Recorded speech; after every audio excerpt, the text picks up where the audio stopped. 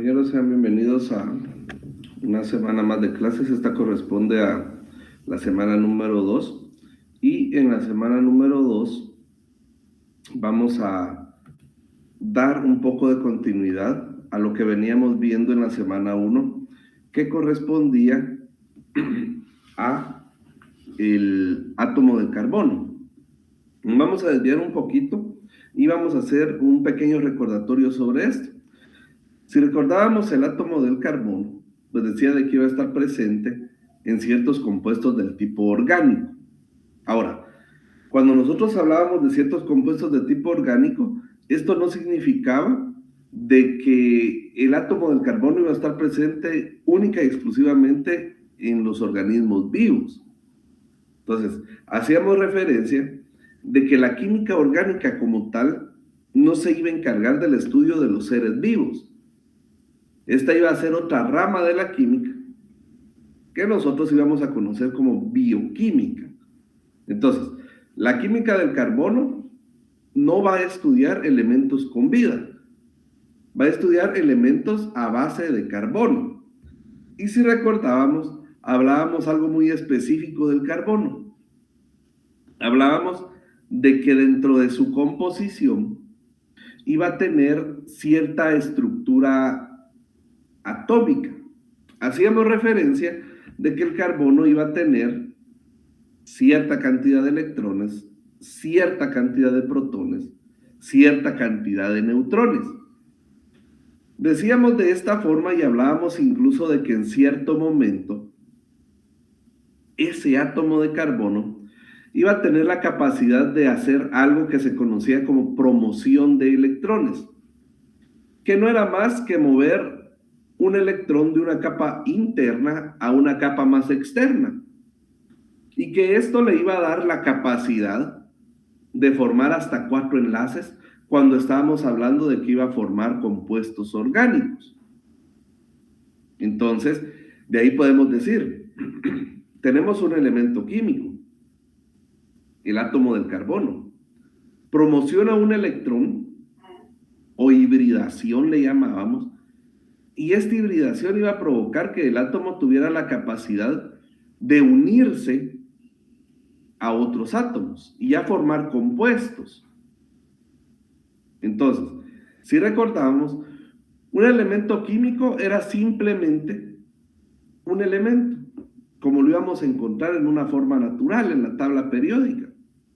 Pero cuando hablábamos de un compuesto, ya estábamos haciendo referencia a que iba a ser al menos 2 elementos, ya sean del mismo tipo o de otro tipo que se unen. Nos referíamos exclusivamente al carbono porque la química orgánica se dedica al estudio específicamente de los elementos que tienen carbono. Ahora, cuando se daba esa hibridación del carbono, esa promoción de electrones, decíamos de que el carbono iba a ser capaz de formar hasta 4 enlaces. 4 enlaces simples, 2 enlaces dobles, un enlace doble y 2 enlaces simples, un enlace simple y un enlace triple. ¿Por qué? Porque simplemente tenía 4 electrones en la capa más externa. Y esto era lo que le iba a dar esa capacidad de poder formar hasta 4 electrones. Entonces, esto significa de que el átomo del carbono puede formar hasta 4 electrones.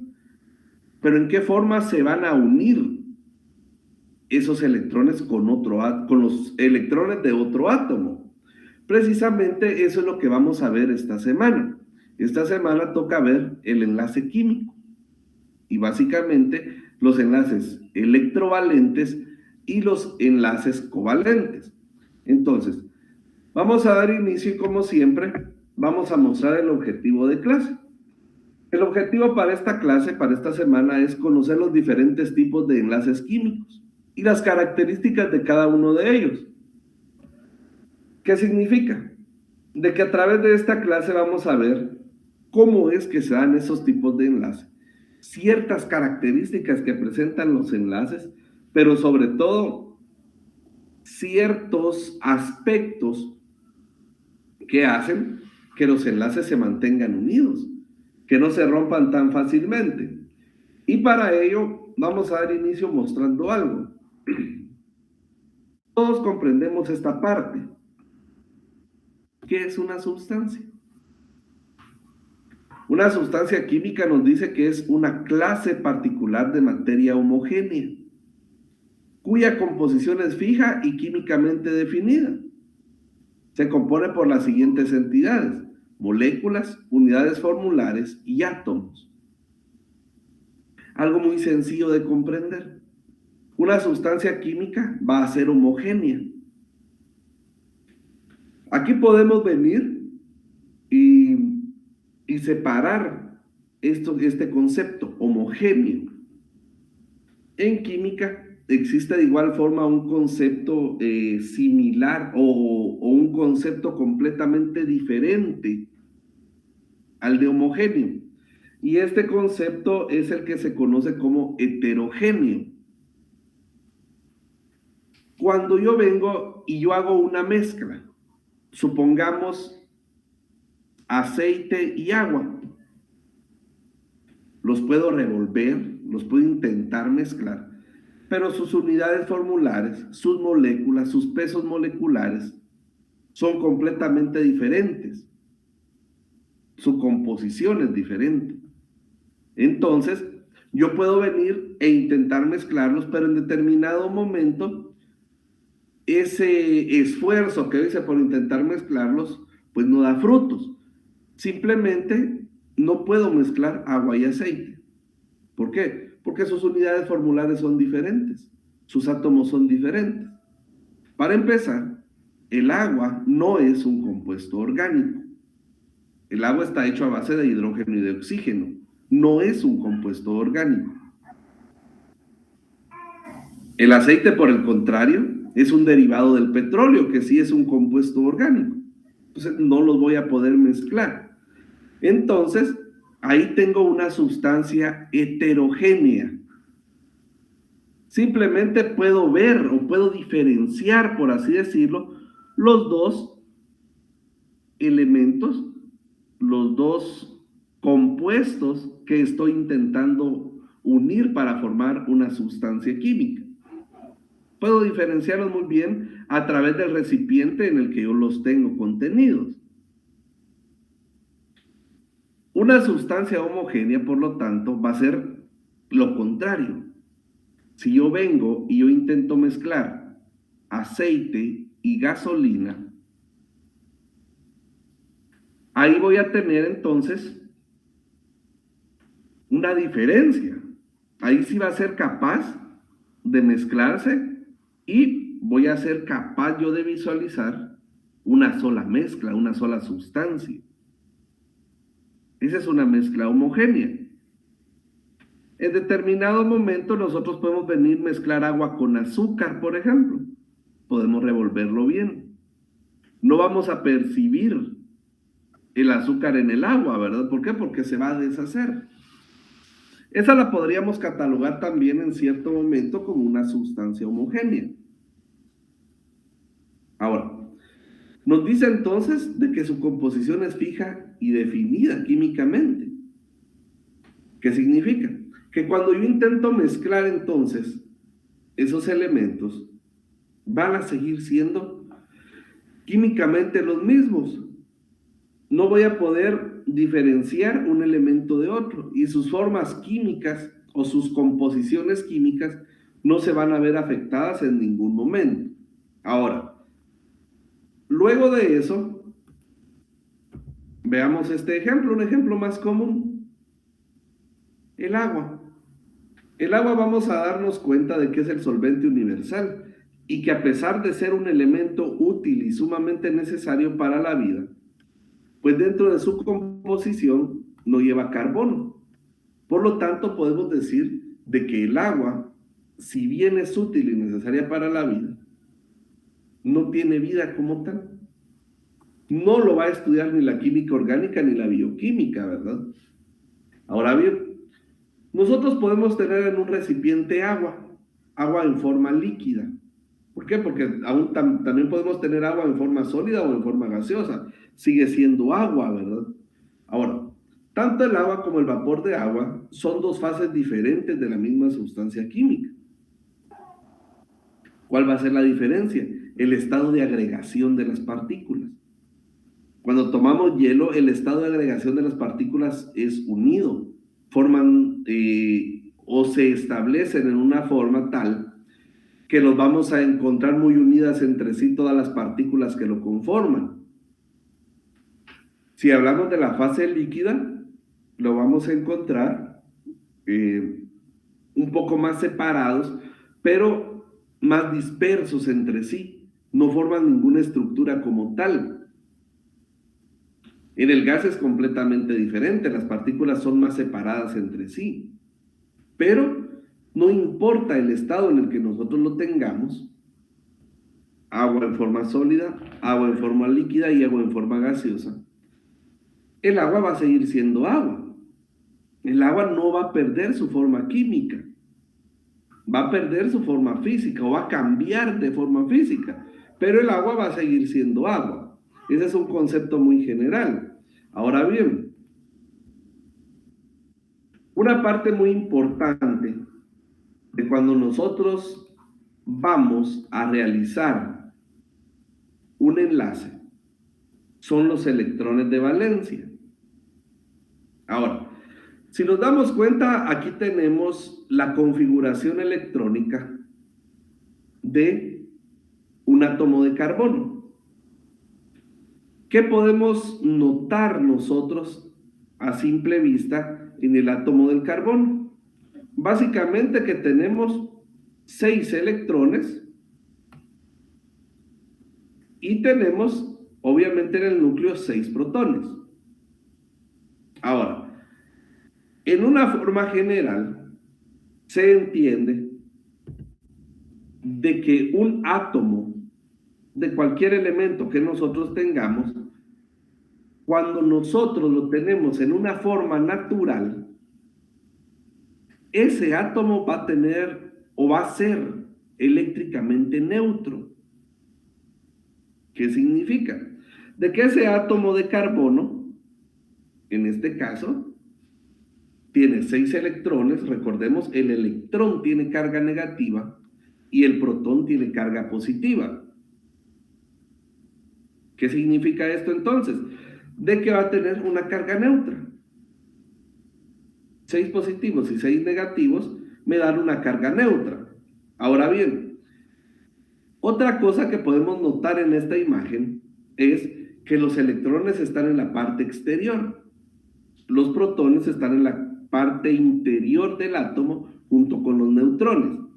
Ahora, si nos damos cuenta en esa configuración que tiene nuestro átomo, tenemos en la parte interna o en el orbital interno, tenemos, en esta, ¿verdad? Tenemos 2 electrones. Y en esta parte tenemos 4 electrones. ¿Cuáles son los electrones de valencia? Son estos 4 electrones que nosotros tenemos en la parte exterior. ¿Por qué? Porque para unirse a otro átomo, ya sea otro átomo de carbono u otro átomo de otro elemento, los electrones de valencia son los que se van a unir. Y en el caso del carbono, tenemos 4.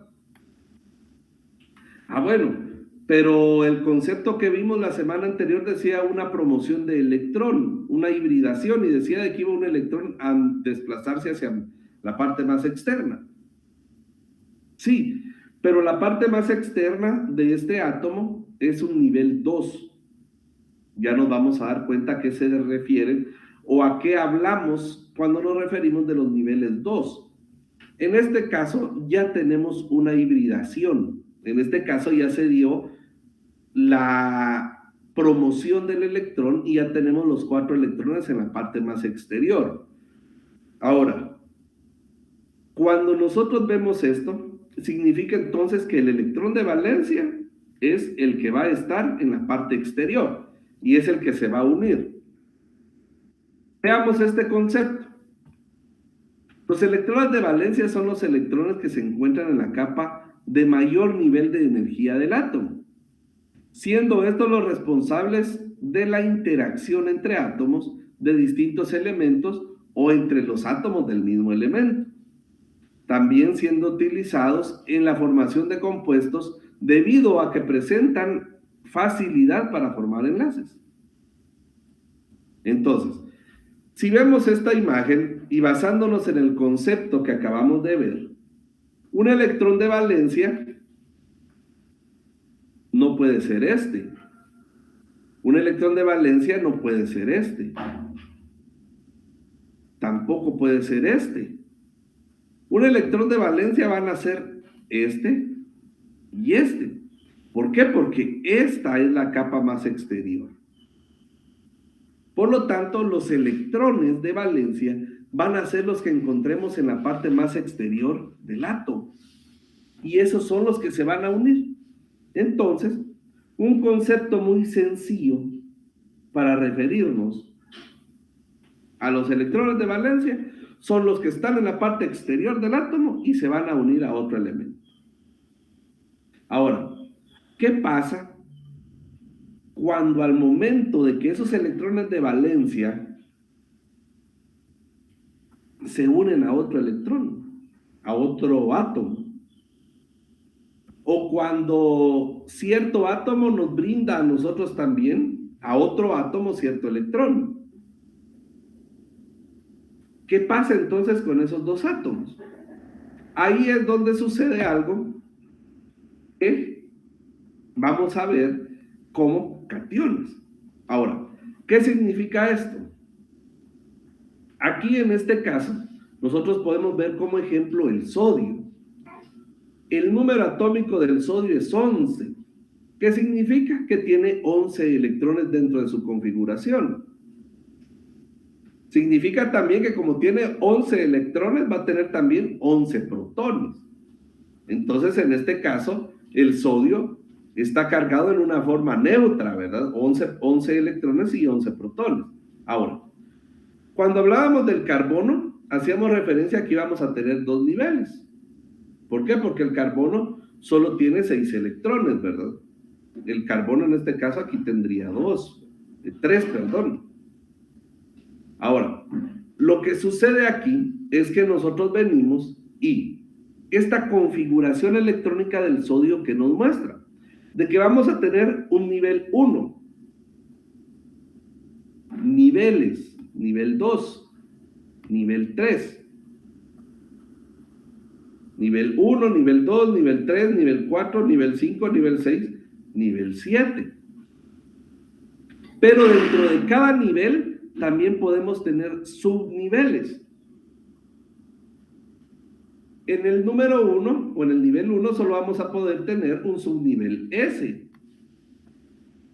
En el nivel 2 vamos a poder tener dos subniveles, S y P. Y recordemos, el subnivel S solo acepta como máximo 2 electrones. El nivel P acepta como máximo 6 electrones. El nivel D acepta como máximo 10 electrones. Y el subnivel F acepta 14 electrones. ¿Qué significa entonces? De que aquí, según esta configuración electrónica del sodio, este subnivel S pudiera aceptar otro electrón. Pero ahí ya no tendríamos el sodio, ¿verdad? Sino que ahí tendríamos, si tuviéramos otro protón, ahí tendríamos otro elemento químico que sería el 12, ¿verdad? Que sería el magnesio. Ahora, ¿qué sucede aquí? Si la carga que nosotros tenemos en ese momento, si nuestros protones siguen siendo 11 y a través de otro elemento químico nosotros le brindamos un electrón más y ahora tenemos S2, significa que nuestra carga cambió. ¿Por qué? Porque ahora ya tenemos 6, ya tenemos 12 electrones 2 más 6, 8, 10 y 12, 12 electrones, pero seguimos teniendo 11 protones. Entonces nuestra carga negativa es diferente. Nuestra carga negativa es mayor que nuestra carga positiva. ¿Por qué? Porque nuestro sodio ganó un electrón, pero los protones siguen siendo 11. Esto se debe a ciertas características que nosotros vamos a ver ahorita. Solo quiero con esta imagen que comprendamos niveles del 1 al 7, subniveles S, P y D y F, S2, P6, D10, F14. ¿Qué significa si aquí tuviéramos P3? Que aquí podemos agregar otros 3 electrones, ¿verdad? Entonces nuestro electrón de valencia serían 3, pero podemos recibir hasta un máximo de 3. Entonces, como aquí el sodio es capaz de recibir un electrón más, porque al subnivel S le caben 2 electrones, al final tendríamos una carga negativa, ¿verdad? Y tendríamos lo que nosotros vemos en ciertas configuraciones que tenemos así, sodio menos. ¿Por qué? Porque está cargado más negativamente. ¿Por qué? Porque protones sigue teniendo 11, solo ganó un electrón. Cuando se da esa ganancia o esa pérdida de electrones, tenemos la formación de este tipo de compuestos, lo que nosotros conocemos como iones, cationes y aniones. Los iones nos dicen que son átomos o moléculas que dejaron de ser neutros, como el ejemplo que acabamos de ver. Tenemos el ion sodio y tienen carga eléctrica, es decir, son partículas eléctricamente cargadas. Para adquirir la carga eléctrica, las partículas deben ser neutras y deben ceder o aceptar electrones.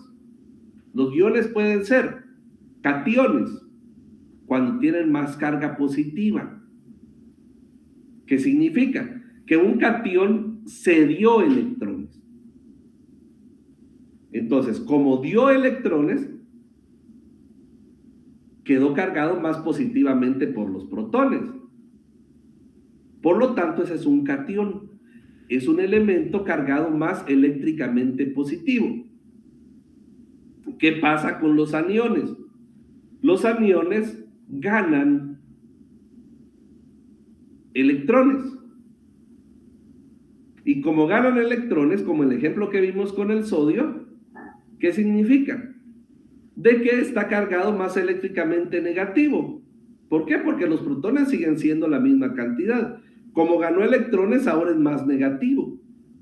Ese es un anión. Entonces, tenemos catión positivo, anión negativo. Ambos se conocen como iones. ¿Por qué? Porque hubo una interacción, hubo un reajuste dentro de su configuración electrónica. Si vemos esta imagen, ¿qué podemos notar? Tenemos en la parte izquierda un átomo neutro, 3 electrones y 3 protones. ¿Cómo se forma el anión? Ahora tenemos 4 electrones y seguimos teniendo 3 protones, más negativamente. Entonces, el anión es cuando la partícula queda cargada más eléctricamente negativa. ¿Qué pasa cuando tenemos un catión? Tenemos 3 electrones y tenemos nuevamente 3 protones. ¿Qué pasa con el catión? Que pierde electrones. Ahora tenemos 2 electrones y 3 protones. Esa es la diferencia entre un anión y un catión. El anión quedó cargado más negativamente y el catión quedó cargado más positivamente. Cuando hacemos esta forma, entonces, los enlaces químicos, significa que un enlace químico es esa fuerza que va a mantener unidos a los compuestos químicos. Esta unión le confiere cierta estabilidad. Y la energía necesaria para romper un enlace químico se denomina energía de enlace. Ahora, una persona me hacía una pregunta. ¿En algún momento es posible cambiar el número de neutrones que hay dentro de un átomo? Y sí es posible hacerlo. En una forma natural es muy difícil debido a las altas presiones a las que se encuentran los compuestos o los elementos. En una forma artificial sí es posible hacerlo a través de disparar ciertas cargas eléctricas hacia los átomos.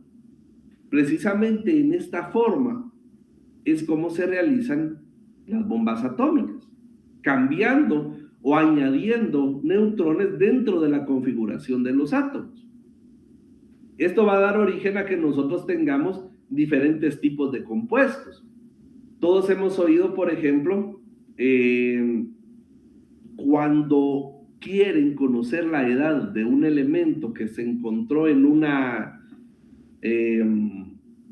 tumba maya, por ejemplo, ¿qué es la medición que usan? Utilizan una medición a través de carbono 14, nos dicen.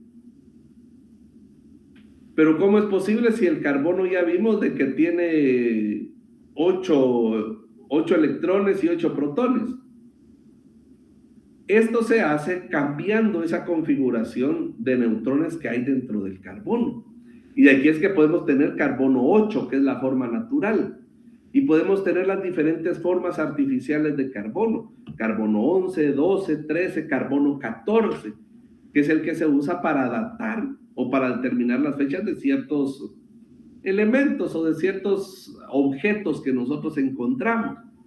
Eso se hace a través de ese cambio en la configuración de los átomos. Entonces, si nos damos cuenta, sí es posible cambiar el número de protones, el número de neutrones, perdón. Ahora, en un enlace químico, los átomos ceden o comparten electrones de la capa de valencia y se unen constituyendo nuevas sustancias homogéneas, no mezclas, inseparables a través de mecanismos físicos como el filtrado o el tamizado. ¿Qué significa esto? Que yo puedo venir y tener una mezcla de ciertos minerales. Yo puedo venir y tener una mezcla de una roca de hierro y una roca de pirita, por ejemplo. Los puedo deshacer, los puedo mezclar y después los puedo tamizar. Los voy a poder separar, la roca de hierro y la roca de pirita. No es una mezcla homogénea, ¿verdad? Ahora, si nos damos cuenta, en esta imagen lo que tenemos es básicamente lo que pasa en un enlace químico. Tenemos un elemento X y un elemento Y. El elemento X comparte sus electrones, que en este los tenemos en un color morado, y el elemento Y comparte con el elemento X sus electrones, que en esta parte los tenemos con un color azul, ¿verdad? Básicamente eso es lo que sucede en un enlace químico. Vamos a tener una parte en donde todos los elementos se van a poder unir entre sí. Si vemos el ejemplo del enlace iónico, el enlace iónico o electrovalente consiste en la atracción electrostática que se da entre partículas con cargas eléctricas de signos contrarios o de iones. Por eso era que mirábamos cómo es que se forma el sodio positivo y el sodio negativo. En este caso, vamos a formar un compuesto químico que se llama cloruro de sodio.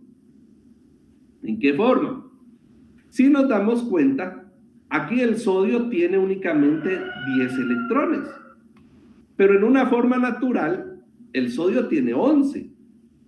En este caso, como el sodio perdió un electrón de su capa de valencia, aquí, ahora el sodio quedó cargado más eléctricamente positivo. ¿Por qué? Porque tiene 11 protones y 10 electrones. Entonces, básicamente aquí lo que sucede es que le cede un electrón a este compuesto, al cloro. ¿Y ahora qué pasó con el cloro? Que quedó cargado más eléctricamente negativo, ¿verdad? ¿Por qué? Porque ahora tiene un electrón más. Y de esta forma es que se terminan uniendo y tenemos la formación de un nuevo compuesto. Ese compuesto se llama cloruro de sodio, que no es más que lo que nosotros conocemos como sal común, ¿verdad? O sal de mesa.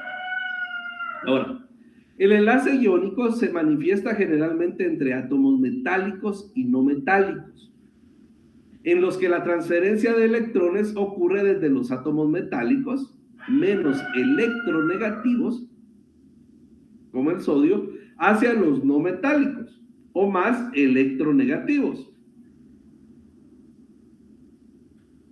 Y si nos damos cuenta, por lo general, este tipo de enlaces con esos compuestos van a formar este tipo de estructuras. Veamos algo. El sodio entonces le brindó un átomo al cloro. Ahora, ¿qué pasa de aquí? Que del ion sodio, que ahora quedó positivo, se forma con la unión del ion cloro, que ahora quedó negativo, el enlace iónico. Algo muy importante de hacer ver aquí es que si nos damos cuenta, estos enlaces iónicos o electrovalentes, de eso viene el nombre, eléctricos, electricidad. ¿Por qué? Porque simplemente se da entre esos compuestos con cargas eléctricas contrarias. Así como nosotros veíamos que ese concepto general de la electricidad, ¿verdad? Polos opuestos se atraen, polos similares se repelen, ¿verdad? Ese es el concepto básico que usa el enlace iónico o el enlace electrovalente. Ahora bien, ¿qué propiedades tienen estos enlaces? Nos dice que son fuertes. Puede ser muy intensa esa fuerza. Y la estructura de estos compuestos tiende a formar redes cristalinas muy resistentes. Suelen ser sólidos a temperaturas y rangos de presión normales. Normalmente temperaturas de 25 grados centígrados y una atmósfera de presión van a tener una estructura molecular cúbica, formando redes cristalinas que originan sales. Si se dan cuenta, todas las sales que nosotros veamos van a tener esa forma cristalina, esa forma sólida. ¿Por qué? Porque es una sal, ¿verdad? Son las características que tienen estos tipos de enlaces. Poseen un alto punto de fusión y ebullición. Se requieren grandes cantidades de energía para romper esa atracción electrostática. Tienen solubilidad en agua. La mayoría de las sales son solubles en agua y otras soluciones acuosas que presenten un dipolo eléctrico, polos positivos y negativos. ¿Por qué? Porque si nos vamos a dar cuenta un poco más adelante, que la polaridad del agua también es igual que la de las sales, del enlace iónico. El agua también tiene un polo positivo y uno negativo, entonces esto va a facilitar que estas sales sean solubles en agua. Conducción eléctrica. En estado sólido no son buenos conductores de electricidad, dado que los iones ocupan posiciones muy fijas. Una vez disueltos en agua en solución acuosa, se tornan eficaces conductores de la electricidad. Bueno, ¿qué pasa cuando hacemos un estudio de suelos? Siempre nos da un resultado que es en base a una conductividad eléctrica. ¿Y qué mide la conductividad eléctrica? La proporción de sales que hay en el suelo. ¿A través de qué? Precisamente del sodio y de otros compuestos que forman sales. Por eso es que medimos conductividad eléctrica en el suelo. Selectividad. Los enlaces iónicos pueden darse únicamente entre los metales de los grupos 1A y 2A y entre los no metales de los grupos 6A y 7A. Un ejemplo muy común al que todos estamos acostumbrados a ver son las sales que nosotros tenemos o que nosotros utilizamos en la fertilización. Ahora bien, cuando nosotros tenemos un enlace, la atracción que hay entre esos compuestos, la fuerza que hay entre esos elementos, se da entre algo que nosotros conocemos como ley de Lewis. En el año 1917, Gilbert Lewis nos explica que los átomos de los distintos elementos suelen mantener cierta configuración electrónica mediante la ubicación de 8 electrones en los últimos niveles de energía. Ley de Lewis propuso la regla del octeto y nos dice, de que en estos ejemplos que tenemos, por ejemplo, el carbono se vuelve estable. ¿Por qué el dióxido de carbono es tan persistente en el ambiente? Veamos esa configuración. Dióxido, es decir, 2 oxígenos y un carbono. Es la configuración que tenemos aquí en la pantalla. Si se dan cuenta, el carbono se unió a los oxígenos. Y ahora el carbono en su parte más exterior tiene 8 electrones. Los que pudo haberle brindado el carbono y los que le brindó cada oxígeno. Ahora tiene 8 electrones. ¿Qué pasa con el oxígeno? El oxígeno está cumpliendo también con sus 8 electrones en la parte exterior, ayudado por los electrones que le pudo haber brindado el carbono. Y ahora tenemos cada oxígeno con 8 electrones en su parte exterior y el carbono con 8 electrones en su parte más exterior. Cumplieron la ley de Lewis, la regla del octeto, 8 electrones en su capa más exterior. ¿Qué significa? La regla del octeto básicamente nos dice eso, de que cuando tenemos esa configuración, los electrones van a adquirir una mayor fuerza, los átomos van a adquirir una mayor fuerza y por lo tanto el compuesto va a ser un poco más eficiente. Ahora bien, el enlace covalente se le llama así a un tipo de enlace químico que ocurre cuando 2 átomos se enlazan para formar una molécula, compartiendo electrones de su capa de valencia, gracias a la conocida regla del octeto, o ley de Lewis, ¿verdad? Que acabamos de ver. Veamos un ejemplo muy sencillo. Un ejemplo muy sencillo. El agua, H2O. El octeto estable nos menciona 8 electrones. Puede darse la casualidad también de que esa regla se convierta para 2 electrones, como es el caso del hidrógeno. Dentro de la formación del agua, el hidrógeno o cada hidrógeno va a brindar un electrón, pero el oxígeno va a brindar 6 electrones. Regla del octeto. Para formar el agua, cada hidrógeno va a brindar o va a ayudar o le va a prestar al oxígeno un electrón. Y de esta cuenta ahora tenemos 2, 4, 6 y 8 electrones. Regla del octeto. Por eso es de que el agua es una de las moléculas de mayor versatilidad y que cuesta romperlo con mucha dificultad. Por eso es de que el agua la vamos a encontrar en esas 3 fases, sólida, líquida y gaseosa. Y pasa de un estado a otro sin perder su configuración química. ¿Por qué? Porque cumple la regla del octeto. También ayuda al hidrógeno. ¿Por qué? Porque el hidrógeno, si recordamos, solo tiene nivel 1, subnivel S. Y el subnivel S acepta como máximo 2 electrones. Significa de que el hidrógeno puede aceptar otro electrón. ¿Y quién le presta ese electrón? El oxígeno. Es decir, el enlace covalente es un enlace en donde los átomos se ayudan entre sí, compartiéndose los electrones. No perdemos electricidad negativa ni ganamos positiva. ¿Por qué? Porque ninguno está cediendo electrones. Solo se los comparten. Esa es la diferencia entre el enlace electrovalente y el enlace covalente.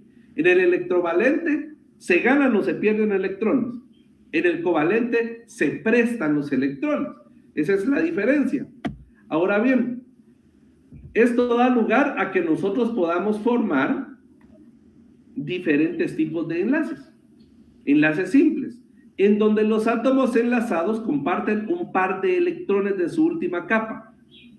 ¿Qué significa? Que cada átomo presta un electrón. Es decir, la unión se va a dar entre un par de electrones, un electrón de cada átomo. La forma de representarlo va a ser una línea, como veíamos con el agua. Un enlace doble. Los enlaces, en este tipo de enlaces, cada átomo presta 2 electrones. Entonces, al final vamos a tener 4 electrones jugando entre cada átomo. 2 de cada átomo, ¿verdad? 2 electrones de cada átomo. Y lo vamos a representar con dos líneas paralelas. Eso significa que cada átomo está brindando dos electrones. También podemos tener un enlace triple, en donde cada átomo va a prestar 3 electrones. Lo vamos a representar obviamente con 3 líneas paralelas. Y eso no significa más que cada átomo está brindando o está prestando 3 electrones para unirse al otro átomo. Compañeros, eso ha sido todo. Esto va a ser en la última diapositiva. Como les mencionaba, un enlace doble, aquí significa que cada oxígeno está brindando 2 electrones. Aquí cada hidrógeno está brindando un electrón.